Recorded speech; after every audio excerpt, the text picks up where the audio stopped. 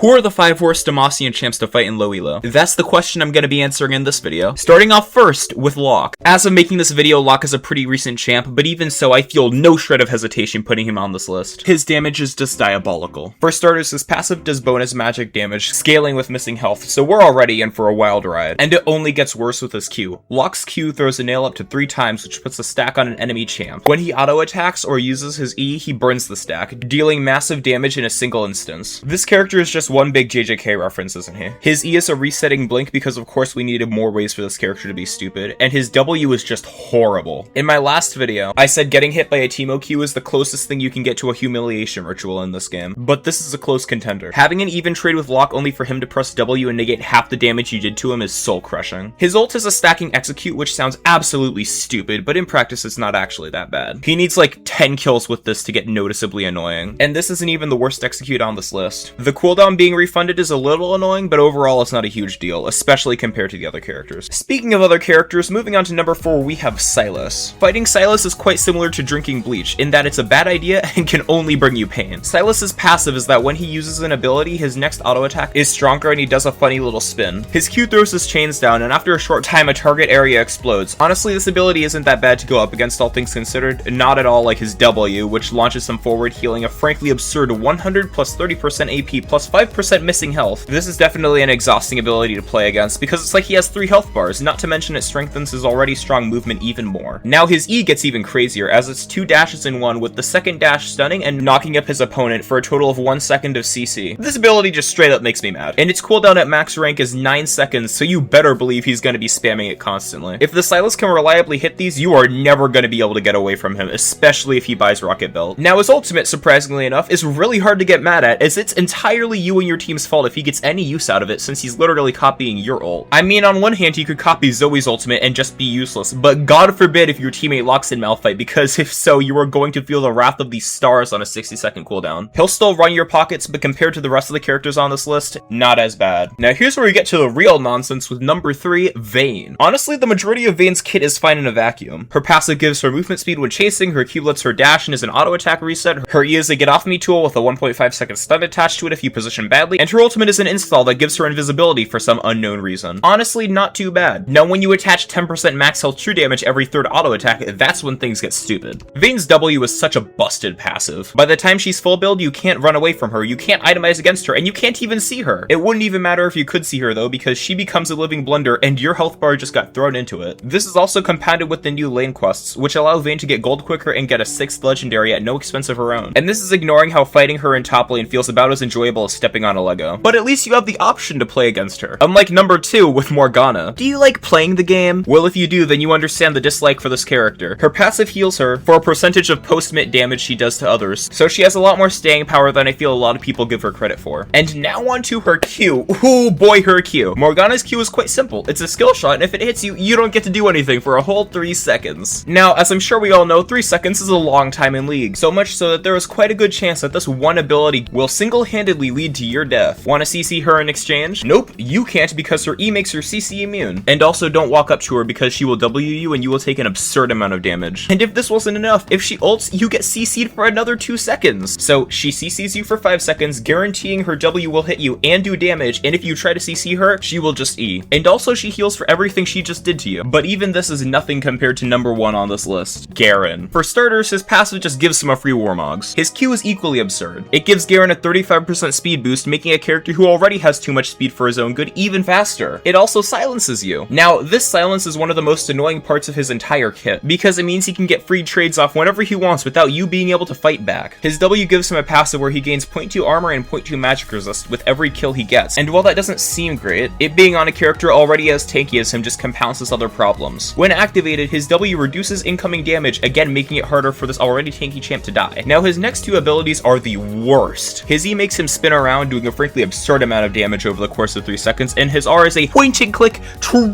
damage execute. This means that the only viable counterplay to Garen is to just not go near him. This character has high sustain, damage, speed, burst potential, and has access to very safe, very easy to execute trades that can 100 to 0 most champs. A very, very well-deserved number 1 spot on this list. That's the 5 Demacian champs that every low elo player hates, but if you want to see the 5 Yordles that every low elo player hates, be sure to check out this video on screen here. That's all, bye-bye.